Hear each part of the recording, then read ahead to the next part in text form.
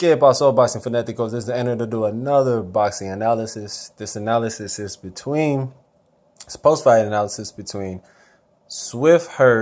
Jared Swift Hurd versus Austin No Doubt Trout. Now, Austin No Doubt Trout is a veteran. He defeated Miguel Cotto in a 12-round decision. He had trouble with 3 top fighters before this fight. Going in, I thought that Austin Trout would do well, but eventually the younger, stronger, taller fighter would break him down, and that's exactly what happened.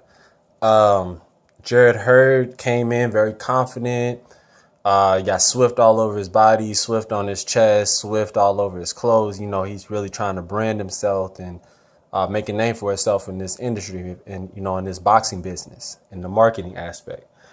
And he made a statement with this win, just being really, really sharp, in the middle to late rounds. In the early rounds, he was getting caught a lot. He couldn't figure out what Trout was doing. Trout was circling them. I even started comparing him to Lar. The way he was boxing was like a Cuban style. It was really slick, really smart, great head movement at times, just not getting caught as much and just looking really elusive, very elusive. Throwing that straight left hand, he was doubling the straight left hand, tripling it at times. I thought he was going to get Hurd out of there, but Hurd in his fights, he boxes like that, like a Paul Williams style where you get hit a lot, or even an Antonio Margarito type of style. And I felt like, in when you rise up the ladder of elite 154 pounders, eventually you're going to run into somebody who can really punch, and you can't keep getting hit over and over with the same type of punches and not move your head. It's like he couldn't process the punches that was coming towards him from like round 1 to round 5. And then he started picking up in round 6, 7, and 8. And then eventually they had to stop the fight in his corner. His corner said, no, can't, go on, no mas. And, and that was it. Trout did try to protest. He did shake his head. No, he still wanted to fight, but you could tell his soul was pretty much taken and his eye was just so closed. Hurd, one thing, and I'm going to just keep it real. He has a cool style, meaning like a style that's awesome for fight fans. But if he wants longevity in this sport, he needs to learn how to feint better. He needs to learn how to control the ring better with ring generalship. If you got a 78-inch reach, which is almost 80 inches, what most heavyweights have, and you're not using it at the 154-pound division where a majority of the fighters are 5'7", 5'8", and 5'9", and for you not to take advantage of that, you being like my height, he's like my height. I'm 6'1". I know he's at least 5'11" or 6 foot, and he's very long and lanky. For you not to use your jab at mid-range and turn off your jab after you use your jab to control your opponent and make it very frustrating and hard for them to get in the inside, you're crazy as hell. Your trainer should be teaching you to throw double and triple jabs throughout the fight consistently. Every 10 seconds, you should be throwing a jab. Up jab, stab jab, and a jab to the chest. Your standard, everyday jab. So it's crazy when I think about it. I just be like, damn, what is he doing in there? Why is he just running up on this guy? Why is he just running up on Trout and he's running into punches? You're going to end up running to the wrong punch. And when force meets force, you get a collision, right? And that's what's going to end up happening to Hurd if he doesn't change his ways. Now, great win, not taking nothing away from his, TKO, his knockout. But I feel like he could be so much better. That's why I'm so hard on him, because he has the attributes, he has the natural gifts.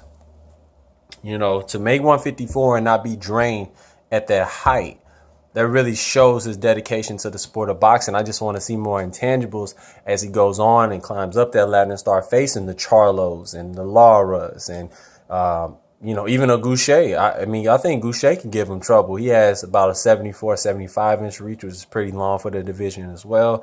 And he gave a good account of himself against Lara, even though he didn't win many rounds. I think he won maybe 1 round, maybe 2.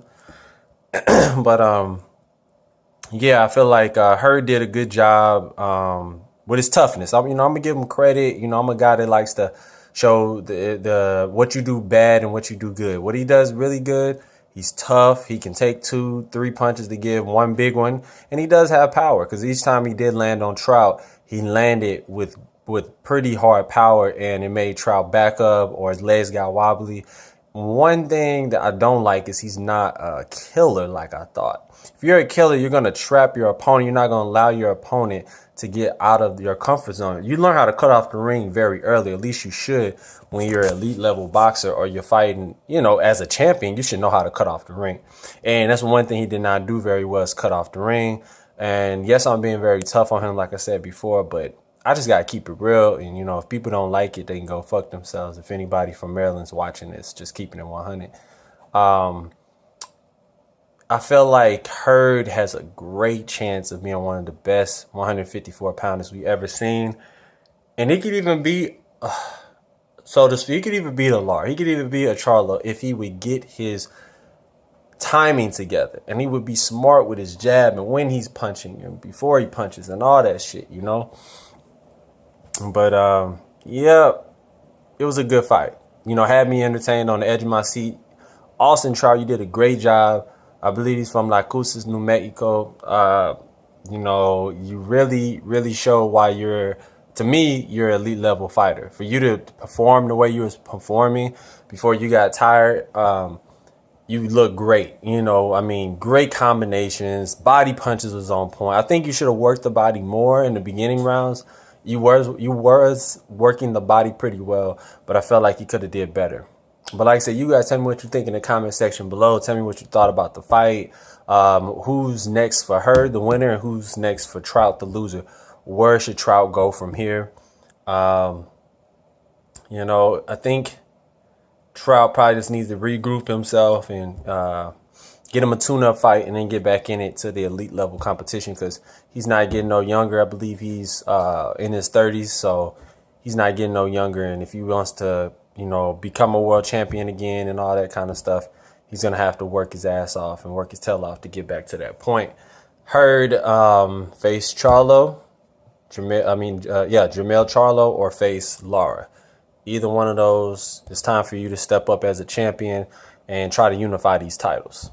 All right, I'll get back to you guys with more boxing news, analysis, and updates. Tell me what you think Hurd should do to get better. What should Trout do to get better with his stamina? Like I said, drop all those comments below. Don't forget to like, rate, comment, and subscribe. Peace.